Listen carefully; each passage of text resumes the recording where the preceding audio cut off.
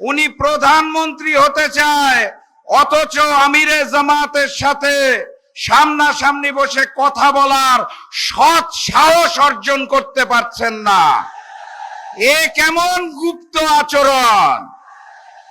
প্রধানমন্ত্রী হতে হলে শুধুমাত্র নিজ দলের নেতা হলে হয় না, 18 কোটি মানুষের নেতা হতে হয়। আমাদের দেশে 18 কোটি মানুষের নেতা একজনই আছে। এই সিলেটের সবগুলো আসন আগামী দিনের প্রধানমন্ত্রী ডাক্তার শফিকুর রহমানকে উপহার দিতে হবে। আপনারা প্রস্তুত আছেন? প্রতীকে ভোটের আগে গণভোটে হাকে জয়যুক্ত করতে হবে। বক্তব্য দীর্ঘায়িত করব না, দেখা হবে বিজয়ে।